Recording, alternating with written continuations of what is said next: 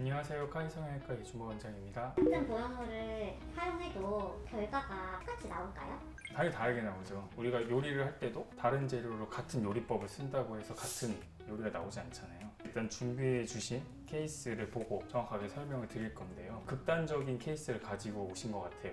두 분 다 똑같은 수술 방법, 근막하로 수술을 하셨고 밑절로 수술을 하셨고 마지막으로 사용된 보형물도 똑같은 회사, 똑같은 타입, 똑같은 cc 들어갔어요. 일단 첫 번째 환자분을 보시면 앞에서 설명해 드린 것처럼 근막하로 밑절로 수술을 하신 분입니다. 환자분은 본인 체형보다 좀 크게 들어가길 원하셨고요. 좀 많이 화려하고 볼륨감 있는 가슴을 원하셨어요. 그래서 오히려 체구가 작으셨는데도 불구하고 체형에 비해서 좀 큰 보형물을 넣는다고 넣어드린 거예요. 그리고 수술 전에도 가지고 있던 가슴의 크기나 어느 정도 유선세포의 양도 많은 편이셨고요. 가지고 있던 자산이 좀 있으셨으니까 크게 넣어도 어느 정도 자연스럽게 나올 거라고 확신이 있었죠. 그래서 근막하로 수술을 해드렸고, 그리고 풀타입을 당연히 괜찮다라고 설명하고 수술한 케이스예요. 결론적으로도 D컵 이상이 나오셨고 환자분도 만족하셨어요. 두 번째 환자분도 너무 티가 나는 건 원치 않으셨어요. 처음에는. 그러니까 몸매가 좋으셔서 그런 것도 있겠지만 잘록한 밑에 지름이 생각보다 크게 나오셨어요. 오히려 첫 번째 환자분이랑 반대로. 그래서 어느 정도는 보형물의 지름을 확보를 했어야 했고,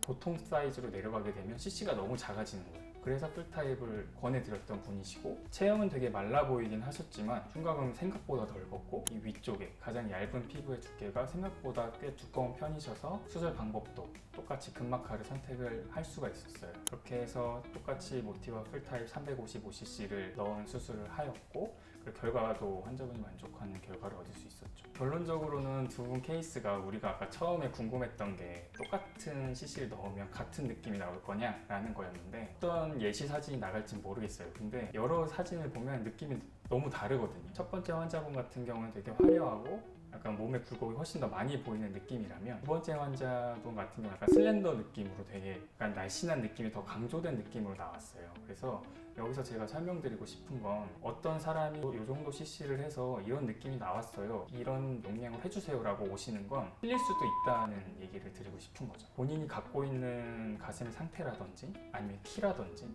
여러 가지 요소를 판단을 해서 종합한 다음에 원하는 결과를 저랑 같이 상의하는 게 가장 중요하다고 설명을 드리고 싶어요.